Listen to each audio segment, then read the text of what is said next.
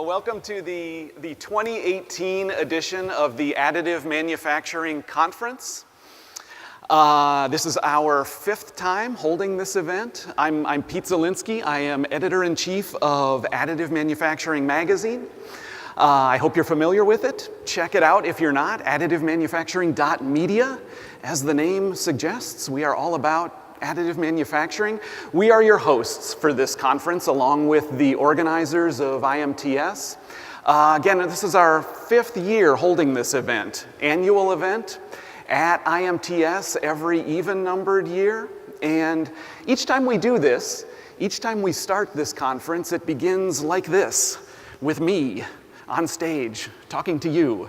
A chance to, in a few words, try to summarize where we're at with additive manufacturing, where we're at with the advance of this fast advancing technology, a chance to look back at the past year, what's happened in the past year with additive since we last held this conference, and this year, a departure. Rather than looking back, I'd like to look forward. I have another job. I have another role. I am also the editor-in-chief of Modern Machine Shop, the leading publication that I am aware of covering CNC machining. I'm honored to say that I've written for this publication for 21 years. And these two roles, these two jobs, stewarding the editorial efforts of these two different publications, it's a lot, and it keeps me very busy, and it is perfect. I love it. I wouldn't trade it, because seeing the advance of machining technology gives me context for understanding other technology advances, and seeing what capable manufacturing teams are able to do gives me a sense of how fleeting the limitations are, how surmountable the obstacles are. All of that gives me confidence in my view that additive manufacturing is the future of manufacturing. Now that is cliche. That is trite. It is what I believe. And I have believed that for at least 6 years now. This is a view of a much earlier, much smaller, much cruder version of Additive Manufacturing Magazine. And if I believed that additive was the future of manufacturing then, I believed it tentatively, provisionally. Maybe I'm missing something. Maybe there's a problem with this technology yet to be revealed. But everything I have seen about the advances being made, the possibilities being explored, the extent to which additive is realizing its promise to transform, consolidate, simplify manufacturing, seeing all of that gives me heightened confidence that the future of manufacturing is what we're seeing. So let's talk about the future. The future is already here, it's just not evenly distributed. The cyberpunk writer William Gibson said that. He said that 25 years ago. The future is something we ought to be able to see today if we're looking at the right things, if we're seeing them the right way. So in the next few slides, I just want to offer some glimpses that I think are suggestive of where we're headed, some views of the future that is with us right now. I took this photograph at Formnext last year. The same part is actually here at IMTS. Additive Industries is showing this part, and what it shows is a whole lot of parts made in one additive build. And other additive manufacturing processes capable of making a whole lot of parts might do it a different way.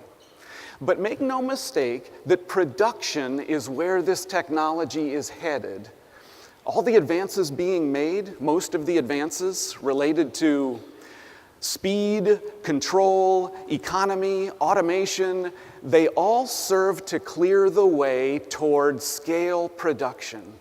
Machining is not going away. Machining is not going anywhere but forward. Molding is not going away, but additive is going to compete and win against these conventional processes in a larger circle of applications than we would have imagined just a few years ago. And that's not even what I want you to see about this photo. What I want you to see is this is not just a whole lot of parts. This is a whole lot of intricate parts. It is not hard to imagine that this is a collection of 200 or so parts that otherwise would have to be made through assembly, separately machined or separately molded components, made in different places, shipped together, connected together with various fasteners, also made someplace else, also shipped from someplace else. So additive is competing not just against the manufacturing operations we're used to, but all of the shipping and logistics that connect those different operations. Additive's not just competing with conventional manufacturing, but with the shipping as well. In a very real sense, additive manufacturing is competing against planes and trucks. Another photo. Machine learning. You can't take a picture of machine learning. It happens inside of a computer, but you can take a picture of evidence of it, which is what this is. The ADAPT Center at the Colorado School of Mines is using these very strange additive builds that consist of many different parts made of many different parameter sets in the same build, different angles and orientations, part of the variables that are being played with, also that the researchers can examine all of these parts dimensionally, microscopically, to find all of the output characteristics that might have been the result of these various inputs. With a metal additive process in particular, there are a lot of variables. Manufacturing in general has a lot of variables, but with additive, they all largely happen in the same place. We throw a lot of inputs in related to laser settings, part orientation, layer thickness, powder characteristics. We throw all that in and we get exactly the outcome we want if we get the recipe just right. And today, there is a lot of trial and error going into getting additive recipes that are maybe not even optimal, just at best serviceable. Additive is distinctively well suited to advanced computing. Machine learning, which is what the Colorado School of Mines researchers are using, can connect all of these different inputs and outputs. The researchers there are using machine learning algorithms to try to find mathematically what are sufficiently strong correlations that suggest this set of input parameters is delivering exactly this outcome. Artificial intelligence is going to get us to these additive manufacturing recipes that are very well tailored to all of the different kinds of parts we might like to build additively. AM is going to leverage AI to an extent we're just barely scratching the surface of now. So if additive manufacturing is headed toward production, where is that production going to take place? This is Slice Manufacturing Studios in Akron, Ohio, sister company to Next Step Orthopedics, a medical device engineering firm. And Next Step developed a hip implant design leveraging additive manufacturing, but at the time, it couldn't find a supplier able to provide end-to-end manufacturing services for finished qualified parts. So this medical device engineering firm took it upon itself to establish that capability for itself. And additive makes this comparatively easy to do. There are fewer steps. There's no casting or forging to worry about. There is no thermal spray, which is how hip implant parts like that might have been made otherwise. The machining needs are slight. The shift to additive manufacturing is going to include a shift toward OEMs, inventors, taking on a much more active, much more direct, much more hands-on role in the manufacturing, the realization of their own product. One more glimpse, because our tour of the future isn't finished yet. All of these scenes you're seeing relate to things that we have covered in the past year, and this is no exception. One of our writers, Brent Donaldson, had the chance to visit a manufacturer, Liberty Electronics, which is using some fairly straightforward 3D printing technology, FDM, to make tooling used in its own assembly processes. Project engineer there, George Allman, is involved in taking this idea further, creating custom tooling tailored to the needs of individuals who face physical challenges. So the yellow tool there, it is adapted to an individual who struggles in the area of grip strength. And the lady is showing a tooling item that adapts to the fact that she has an unusually developed right hand. These employees are productive. And all it took to get them there was some fairly straightforward hardware tailored to their individual needs. And all it took to give them that was manufacturing technology that makes it possible, practical, to iterate design after design, getting just the right solution that fits the needs of just that particular individual. Customization is going to set us free of the tyranny of one size fits all. When I say that additive manufacturing is the future of manufacturing, I don't say that because it's novel, and I don't even say that because it's efficient. I say that because it's human. It serves our humanity, and the future is going to be full of us. Am I right? So, the future of manufacturing, 4 ideas. Here's what additive manufacturing is bringing us.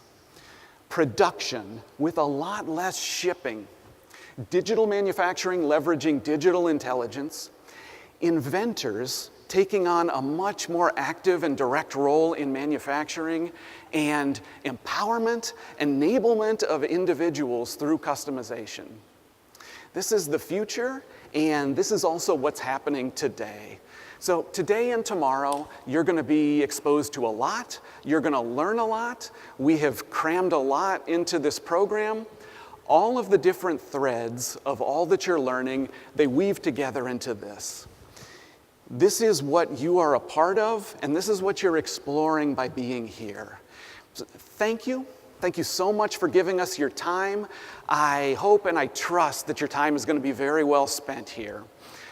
Without even breaking stride, I'd like to roll right into the conference. I'd like to get started with our first presentation. To welcome our first speaker, I'd like to invite to the stage Additive Manufacturing's publisher, Travis Egan. Thank you.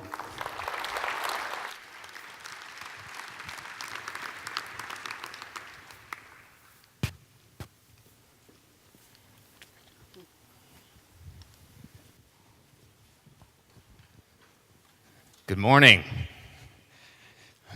Thank you, Pete. So I'd like to start by thanking everyone for being here at the Additive Manufacturing Conference on behalf of Additive Manufacturing Magazine. The adoption of additive manufacturing for industrial production has been increasing at an accelerating rate. This is really a very exciting time for manufacturing in general. And there's really no better place than right here at the largest manufacturing event in the Americas, IMTS, to discover new technology. This is why I'm very excited to share the stage today with the president of HP 3D Printing, Steve Nigro, for the premiere of their presentation, Changing the Way the World Designs and Manufactures. Ladies and gentlemen, please give a very warm welcome for the president of HP 3D Printing, Steve Nigro.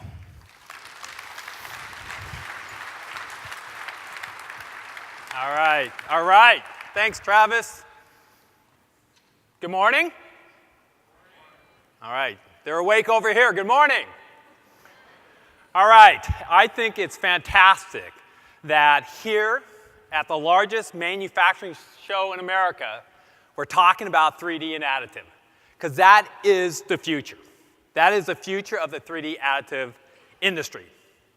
So it was back on October 2014, HP introduced a new to the world 3D plastic printing technology called multi-jet fusion. And what this has done is it has fundamentally changed the landscape of the 3D industry. It brought two things. It brought speed, quality, and low cost is key to getting into production. And we brought a new open platform approach to our business, where we invited the world to come partner with HP to grow the industry together. And as a result of that, what you're seeing in plastics is the industry is going from prototyping to production. So they say lightning doesn't strike the same spot twice. Today, I'm sharing it does. Yesterday, we introduced MetalJet. And what we plan to do is take metal 3D printing from a specialized production technology today to mass production. And all this is driven by our mission to change how the world designs and manufactures, or, to say it differently, to lead the next industrial revolution. Now, this is a slide we've been sharing for a couple years now. When you look at the 3D industry, it's relative to the $12 trillion manufacturing industry, a small industry, a small market.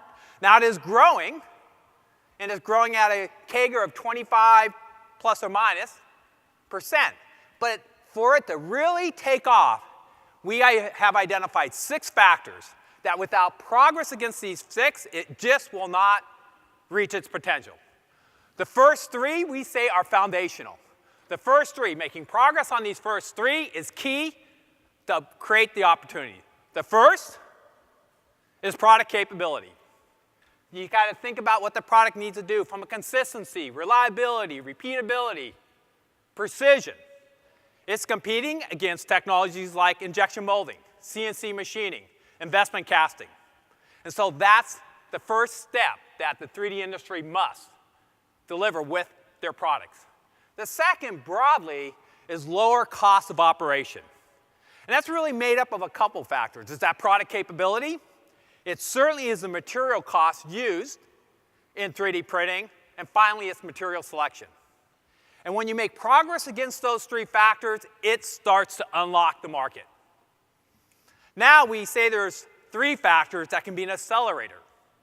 The first is design for additive. When we think about design for additive, people like to say complexity for free with 3D.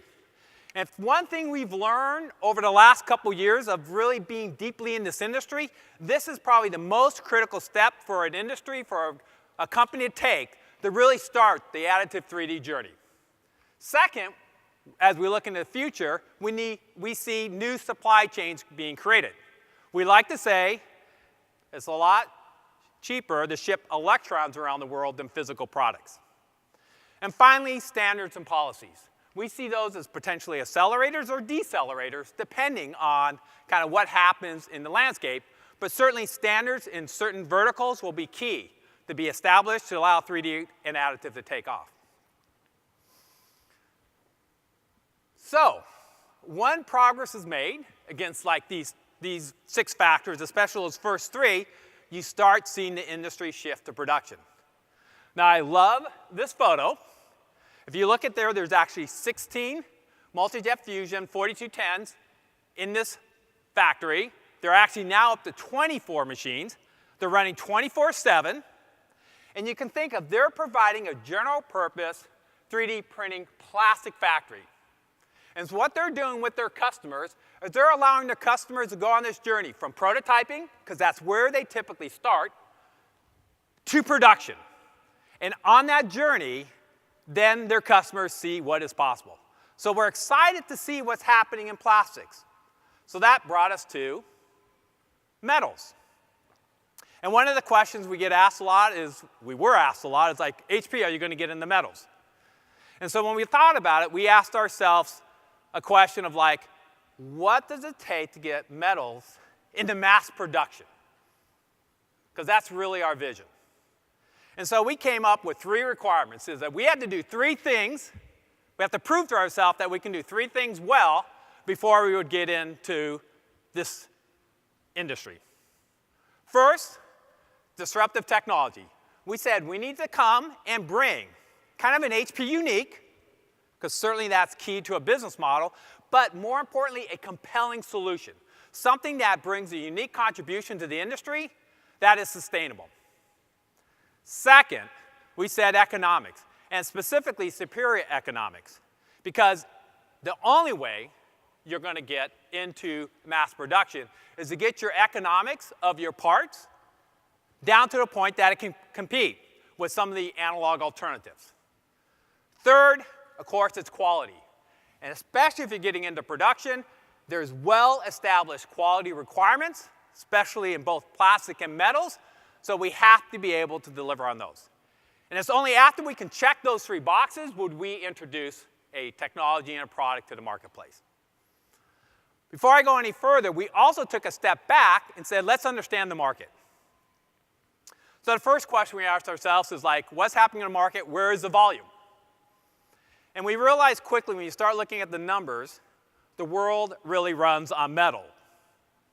But if you look down one level, what you realize, it doesn't run just on metals, it runs on steel and iron. And it really isn't surprising given the performance of that material class, but also the cost of that material class. So, if you're going to get into mass production, you have to be in steel and iron. Now, 3D is in production today, in metals. We see it as a specialized production. You see often using exotic, expensive materials and going after some very high-end applications in aerospace and medical. But it is about picking the right applications. So that brings us to the second consideration, applications. It is ultimately all about what you're doing with the technology, the application, and it's all about what vertical you're serving. So again, we took a step back. We said, let's look at all the verticals out there, let's size them, and understand where the opportunity, where the mass production opportunity is.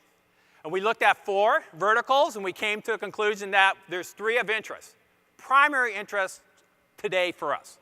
First, medical equipment.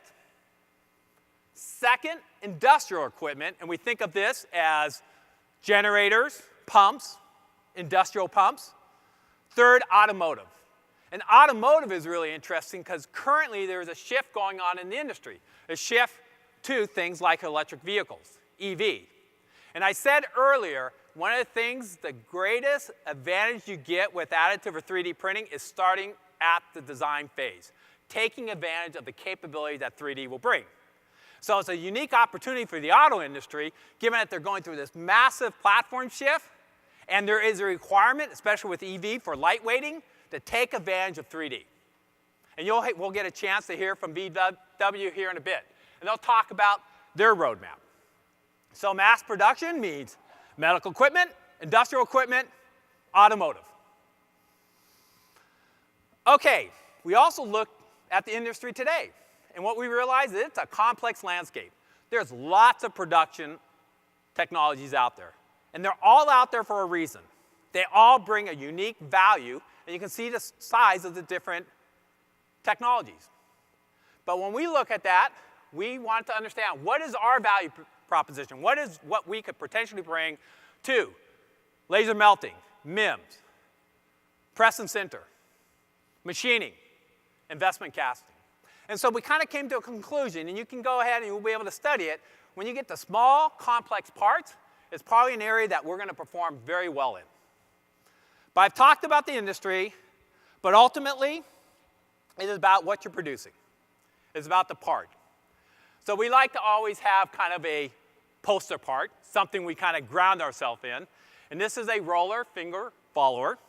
It's for the automotive industry. And so as we develop, we say it's not just about the product, it's about what can we do? What quality can we do? What tolerance can we do? What cost? And so I'm going to be talking about this. But it all starts about how do you make it? So we announced Metaljet yesterday.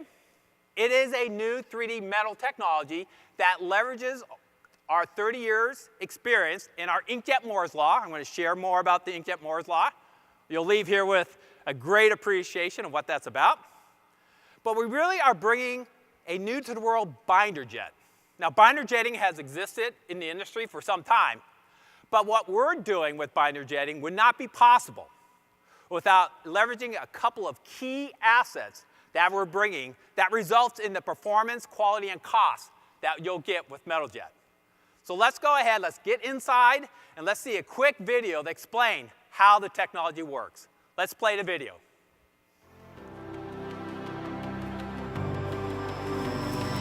Inside the printer, the carriage features 6 print heads, arranged in 2 print bars. Up to 4 different nozzles can print HP binding agent in the same 21-micron grid on the powder bed, providing 4 times nozzle redundancy. The printing process starts by spreading a layer of metal powder. Then, HP binding agent is jetted at precise locations onto the powder bed to define the geometry of single or multiple parts. The energy source helps evaporate liquid components and cure the material. At the end of the process, a high-strength green part can be removed from the powder bed, and the remaining powder can be processed and reused. Out of the printer and after decaking, the part is sintered using an industry-standard sintering solution. HP MetalJet breaks through the productivity, quality, and cost constraints of existing 3D printing technologies for metals. Compared to powder bed fusion, HP MetalJet produces more isotropic grain structure in the sintered part that results in more uniform material properties. Compared to metal injection molding, a time-consuming debinding process is unnecessary with HP MetalJet, taking up to 20 hours out of the workflow. Now you can raise your productivity to new levels and produce complex parts that were simply not possible before in cost-effective, high-volume runs. HP MetalJet. Reinvent opportunities. Okay, so it gives you a simple overview of how the technology works, and I'm going to go into it in a bit more detail in a moment. But let's go to part economics. And really, when we talk about getting into production, this is one of the necessary capabilities of your solution. So I'm going to go back to the roller finger follower, and you can see in this chart some details up here. We're comparing it to metal injection molding, the cost, selective laser melting, and of course, HP MetalJet.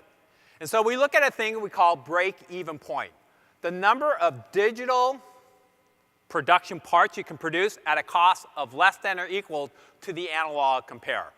In the case of this roller finger, compared to MIM, if you're going to produce 50,000 or fewer of these, based on hard economics, you actually save money using HP MetalJet versus producing via MIM. And of course, versus laser melting, you can see there's an order of magnitude, over an order of magnitude, lower cost of HP MetalJet versus laser melting, 3D laser melting. Now, there's also another part up here, the grasper. This is for the medical industry. It is a smaller part, so really not surprising, the break-even is actually more favorable. It's up to 60,000. And once again, relative to laser melting, it's over an order of magnitude lower cost. So, check the economics. Compelling economics. Okay, that's economics. What about quality? So, what we've done is we actually went and took some of these samples. We produced samples, and we have sent these samples to Inspire, which is an institute in Switzerland, and they went and tested our samples. Now, you can go ahead and see what they analyzed. I'll share a couple things. First thing is we meet all ASTM and ISO standards for stainless steel. So these are standards that are in the industry today for standard production, not 3D standards. So that is critical if you're going to go seamlessly into production. Also, if you look at some of the quotes, they note that it's a homogeneous microstructure. And what the significance of that is you really don't see this in other 3D metal printing technologies. And I love the quotes. You can kind of read them yourself. But I love the quote, leading edge in additive manufacturing. So I've talked about the technology. I've talked about the economics. And I've talked about the quality. But ultimately, you have to deliver this to the customer in some form, a product. So what we're doing here is I'm going to unveil the HP Metal Jet product.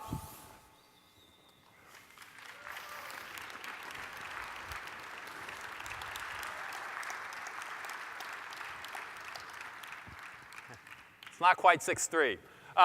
The product, as you can see, is able to produce parts at a productivity rate up to 50 times more productivity, and we measure that in terms of part per unit hour, unit time, than any other binder jet or laser melting system on the market today. Also, I talked about costs. I shared the part cost, but also the product cost. You can see this solution, or this product, will cost below $399,000. And finally, I talked about quality. We just shared some of the results of what comes off of this product, but also you can see we'll start with stainless steel. So that's how we take all this, take the technology and wrap it up in a way that you can go into mass production. So why can we do this? I said it's a binder jetting with some unique capabilities. And there's two keys. I said, we've been doing this, thermal inkjet, for over 30 years. And ultimately, when you look at what we can do with thermal inkjet, we are able to produce very low cost, high resolution nozzles. In fact, we estimate that the cost of a thermal inkjet nozzle is 2 orders of magnitude lower than a piezo nozzle. So we can pack a lot of nozzles. In that product, there's actually 63,000 nozzles. And that is the key to speed, quality, and reliability. And you think about production, reliability is key. And I love what we have done here. I like to think about this as a fault-tolerant design. And so what that means is if you look at each voxel on here, when you go and addressing a voxel can be addressed by one of 4 nozzles. And so if a nozzle failed, not a problem. 2 nozzles failed, not a problem. And this fault-tolerant design takes advantage of our high-density, low-cost nozzles in a way that would be very difficult for anybody else. The second thing is chemistry. Now, we've been developing advanced chemistries, again, for 30 years. And about 10 years ago, we introduced to the world a latex chemistry. Actually, a latex chemistry that nobody else in the industry has been able to reproduce. And it turns out this latex binder is fantastic. It creates very strong green parts, and we are able to create these strong green parts using less than 1% by weight of the binder in the green part. And so what that does, as you saw from the video, it eliminates the need for debinding. It allows the production of high-quality parts, and it is very friendly to the sintering process because it's such an open structure, and it's very easy to go through that sintering process. So why? Why is this possible? We all know about Moore's Law. Moore's Law, compute power doubles every 18 months. Well, it turns out we have our own inkjet Moore's Law. We have been doubling the performance of our systems every 18 months since the very first system shipped in 1984, which was 3 years after I joined HP. And the very first system we shipped had 12 nozzles. As I just mentioned, this product is using our Gen 4 platform, 63,000 nozzles, firing up to 500 million drops every second. And this capability, this ability to integrate, is a key to not only low part cost, but low product cost. So now, how are we going to bring this to market? A couple mega trends. Number one, everything as a service is certainly a trend. People like to consume their products on demand. Second, think about getting into production. I mentioned the importance of vertical. And for us to really get into production, it requires great expertise. Expertise that we, as HP, we don't have. And think about getting a part into production. As you know, it requires a very rigorous approach to go through and qualify for production. So we've come up with a multi-year plan. First, we just announced that we'll bring the technology to the customers through our partnership with GKN and Parmatech as a start. GKN is an expert in automotive and industrial. Parmatech is an expert in medical. And what you will see, parts will be available. They will get our product, bring it in, and they will be working with select customers, and they already are, to put those parts into production. In 2019, what will happen is you'll see we will expand the availability. GKN and Parmatech will expand what they're doing with more of their customers. And we'll also make available parts via a metal production service. I'm going to come back and talk. So we can allow broader availability. In 2020, we'll have select product availability for the solution outside of that network. And in 21, we'll have general product availability. And what this approach allows us to do, it allows us to start the production journey. It allows our customers to start the production journey. They can start uploading, getting parts. They can start going through that rigorous qualification process. And as you look into the future, ultimately, there'll be a network that we develop to be able to provide parts services, design services to the world, as well as the ability for others to go buy a solution from HP and bring it in-house. Okay, so that's enough of me, enough about HP. Really what's important is the partners and customers, what they're doing. And so what we'll do is I want to hear from one of our partners. So to start, I'd like to introduce Peter Oberparleiter. Peter is the CEO of GKN Powder Metallurgy. Peter, welcome, Peter. Good morning, Stephen. Hey, good morning, Peter. Come on over. So what do you think? Really exciting. Awful what's going on here. Awesome, not awful. It's really I was thinking on 10 years ago when we were running around with Nokias, with Motorola's, and we were just thinking we are on the top of technology. And now with tablets, with cell phones, with smartphones, the world has changed. What smartphones did to communication, I think Additive is going to do to technology, to manufacturing. And that's really a very, very exciting story. We are very, very keen to be part on as a relatively small player in the market. Well, you're not that small, Peter. But you're being humble. Why don't you talk a little bit about GKN, because I don't consider you guys small. Let's talk about a bit who we are, who is GKN. We are the world's largest powder metal solution provider, about $1.5 billion turnover globally, present in 10 countries. The only really vertically integrated company in that space. So we have, on one side, powder. We do 300,000 tons a year of powder in two factories. Currently, all Additive is just about 1,000 tons of powder. So you see the magnitude of what we are able to do in that space. Then we are #1 in the sintered process.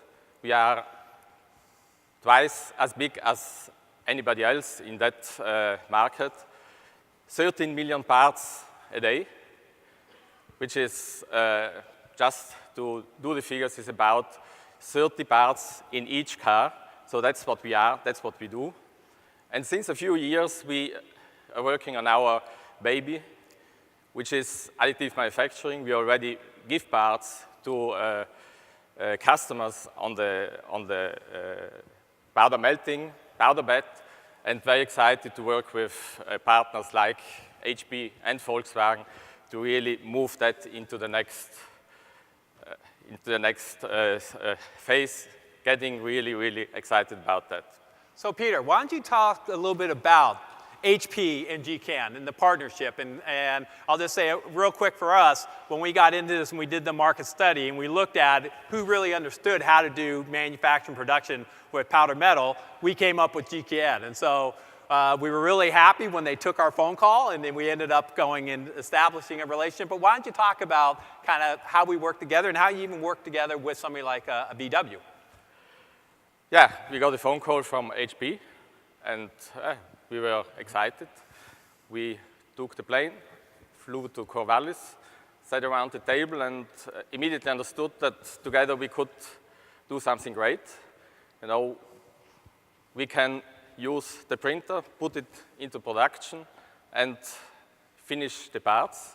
We are able to produce through the new technology. And on top of adding on technology, we just felt we would add from a cultural point of view, from how we approach things. Digital is in our heart, so it worked immediately, absolutely fine together. And that was about a year ago, and here we are, presenting this beautiful printer over there. Well, and thanks. So maybe to kind of close it out, talk about, you understand the industry, you understand powder metal, you understand all those different technologies I just talked about earlier. Where do you see 3D additive and specifically metal jet playing in advancing not just your business, but your customers? Freedom of design, number one. I think we all need to learn. We have already experienced days with our customers because the people there, the engineers, need to understand what could be done through additive manufacturing, and that's a journey. I think that's really, really one of the key points. Weight reduction. We did some examples on motor blocks. We take out 80% of weight. So weight in the vehicle, especially in the electric vehicle, even more of a theme. Time to market. You know, it's something which, if we talk about having individual product, we need to see time to market as a limit today. We don't need any tooling anymore. So we can give the customer parts within weeks, 2 weeks, rather than 8 months. I think that's really the great advantage. And on top of that, it's scalable production. No tools needed. In all the production processes, the conventional production processes, there's a lot of tool cost, and to amortize that, that makes some technologies not viable. Here we don't need any tools anymore. So design freedom, weight reduction, time to market, scalable production, I think are huge advantages which would lead us into the next step of manufacturing. Well, thank you very much, Peter. So we actually contacted you guys, built the relationship, then you actually brought one of your customers in, VW. So why don't you go ahead and introduce our next guest? Yeah, I think the final voice is always, or the most important voice is always the voice of the customer. So I'm very, very happy to introduce Martin Goede, Dr. Martin Goede. Hello, on Peter. Stage here. Hello, Good Stephen. morning. Good morning. Good morning. Martin. #1 global car manufacturer In the world. All right. Hey, Peter, thank you very much. Okay, Martin, maybe you could talk a little bit about the relationship that you guys have with GKN and how that works for VW. Yeah, so GKN and Volkswagen relation based on a very successful business partnership since many years. So we use GKN parts, high quality sinter metal parts in Volkswagen products. For instance, in powertrain, in chassis, and also in interior. So, and we strongly believe the unique ability of GKN competences in metal processing and the unique ability of HP metal jet technology, that provides a window of opportunity to increase competitiveness, excellent positioning. Yeah, so, and maybe to figure out the motivation of Volkswagen, why we are that happy to be here to partner with you both. So, as you all know, Volkswagen is a leading OEM in the market, and we strongly focus on innovation. Innovation to increase competitiveness. But we also focus on new technologies, introducing advantages. Number one is increased productivity in more than 100 plants worldwide of Volkswagen. Second motivation topic is also to improve our vehicle properties, vehicle functionalities, yeah, to convince our customers and to fulfill also customer needs. Yeah, so, and this is the ultimate third action item. We would like to strengthen the product attractiveness using additive opportunities, yeah, to fulfill more than 10 million customer needs with our entire production volume worldwide. And yeah, so just to conclude, our key strategic topic is to apply 3D metal jet technology to mass production in automotive. All right, well, you're applying it, and you guys have a very specific plan. Maybe you could walk through how you think about, because it would be real illustrative for others, like how you're going to go through that journey. New technology, you guys have the highest quality standards. How do you kind of go through that journey? Yeah, so thank you, Stephen. So Volkswagen really strongly intends to make use of the advantages of HP metal jet technology. And so we would like to make use to produce a huge variety of parts, and we would like to make use in really short-term opportunities, mid-term and long-term. Maybe to give you some example. So I have here one part which is more or less a personal key of each customer. So these parts contain a very high quality, valuable key ring metal jet tit. And this one will have your name on it? Yes, you can individualize. So this is the first introduction scenarios of this technology. So individualized keys.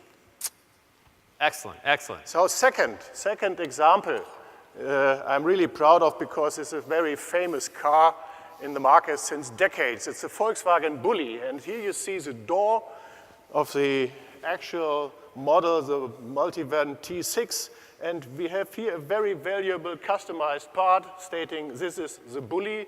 That can also be the Bulli of somebody else like Stephan or Peter or each customer here in the room. So first introduction scenario, short-term, customized parts. Excellent, so, excellent. To continue, what is the next step in our agenda? So functionalization of parts in the products. You see here the middle console of our Volkswagen Golf Mark 7, and we have here the gear shift knob, so applied HP metal jet technology with introducing attractive functions to our customers. And furthermore, in mid and long term, we would like to make use of the huge potential of this HP metal jet technology being sintered to entire complete parts. So I have here a very interesting example. So this is also one part that is behind here. It's a so-called mirror mounting. And in the conventional production way, we have to weld together 16 stamped sheet parts. And we did that already in a generative design. And this offers the opportunity, so two main advantages. Of course, less weight, 35% lighter than the previous. And of course, advantage in stiffness, in the function of the part. So this is our midterm and long-term perspective. And so we also have a visionary understanding.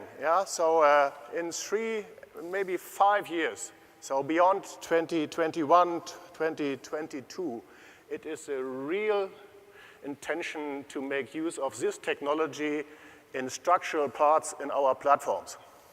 And the platform for conventional powertrains and even more for electric vehicles. And if we succeed in that, we have the advantages that already have been stated. So design freedom. We have the advantage of mass reduction, and we have the advantage of toolless production. And so furthermore, we intend really to substitute metal stem parts or casted parts. That does mean we complement our tooling and production philosophy with additive. And I think this is an ambitious goal, and this goal, we believe, can only be achieved throughout a really strong partnership with HP and with GKN, and Volkswagen is very happy to be part of it. Fantastic, fantastic. I love it. I love it. Martin, thank you very much. And I love it. And the first time I picked this part up, I was so shocked how light it was. And you tell me it's stiffer. That is exactly what 3D and additive is all about. Okay, so fantastic. GKN, VW, super partners, automotive as a vertical. We announced other partners as well yesterday. Velo, an expert in European expert in industrial equipment. In fact, what they're going to be doing is this is actually a part, you'll be able to see this at the HP booth, for their industrial pump. And what they're doing, and you can actually see a cut up, they're redesigning the features of this impeller blade, which is going to let them improve the performance of their product. And this is something only possible with additive or 3D. We also mentioned Parmatech, a leader in medical. And they are bringing some of their customers who are serving the medical industry, both Primo Medico and OK Industries. So I could talk about it, but let's go ahead and hear from those companies. Let's play the video. Velo is a technology specialist for pumps and pump systems. We strive for making water accessible for everybody, everywhere, with the highest degree of efficiency. We're a metal injection molding company, so what we do is create solutions for our customers. And we do that in the form of creating unique metal components to solve their needs. Primo Medical Group is contract manufacturer and product developer, primarily for medical devices. On-demand printing will allow to not take months to get to new products. It allows us to test out new ideas. HP Metal Jet technology gives us the possibility to be more productive by 50 times. And this new technology is outstanding in comparison to those technologies which we have seen so far on the 3D printing market. We're in collaboration with HP to develop this amazing 3D printing process, and we see it as really growing our whole manufacturing site and focusing on the high volume, both from the individual part from prototyping to the high volume that our customers are looking for. What you're able to do with the HP Metal Jet technology is take that time into, basically you get a model, you feed it to the machine, you get a printed part that day. For mass production, it is a very important thing to create more than one part in one build-up chamber. And the HP Metal Jet technology allows us to create more parts over each other and next to each other. With this technology, they can actually explore, and it's going to be a gradual improvement of resolution, speed of output, and further cost reductions.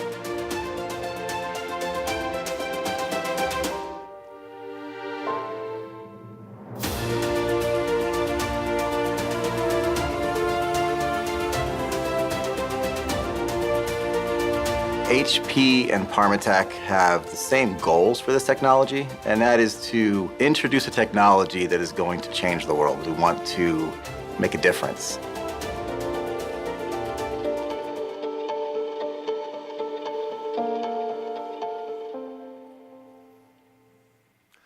So what you see is some of our current partners and customers. Now, ultimately, we want to make it simple. We want to make it the technology and the solution available, and for people to be able to test HP Metal Jet. So, and part of the reason for this is we talked about there is a rigorous process that you go through to go into production. So you want to get going on that process as soon as possible. So you also saw, we announced that we'll be putting up a Metal Jet production service.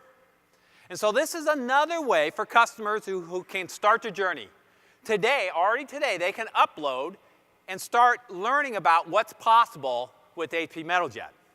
Now, customers can engage now. Now, we'll probably be able to serve parts of those customers in 19, but they can start the journey now.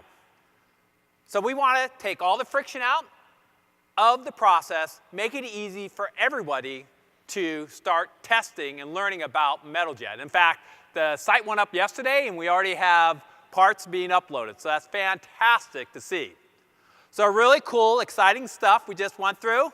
We kind of put together a video that captures the announcements of the day. So let's go ahead and play that video. Change breeds challenge, but also opportunity. Today's industrial revolution is changing the way we manufacture and design metal parts. Only those who embrace the most advanced digital technology to meet demands will meet opportunity.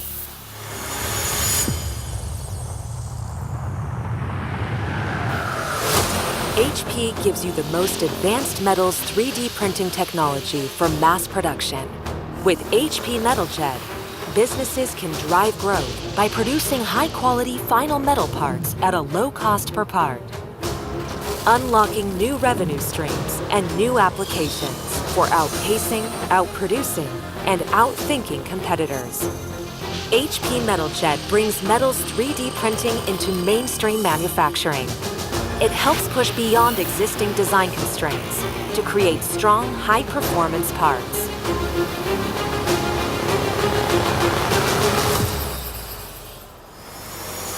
Achieve complex, functional final metal parts with unmatched speed and consistency to support the industries and innovators that are changing lives. HP is driving transformation with a unique solution to help businesses go further, faster, in a world that demands they never stand still. HP MetalJet technology. Reinvent opportunities.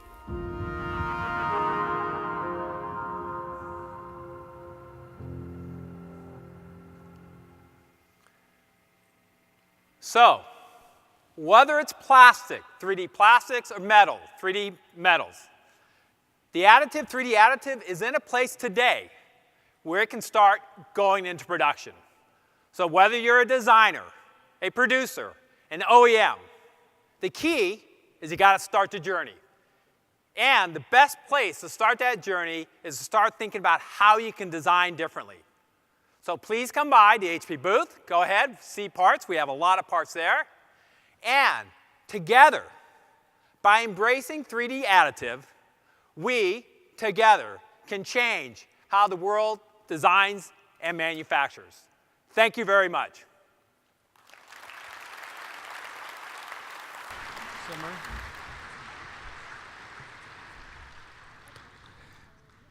Additive Manufacturing Media would like to thank HP for sharing our stage this morning to debut this exciting presentation. The Additive Manufacturing Conference will commence after a brief stage reset.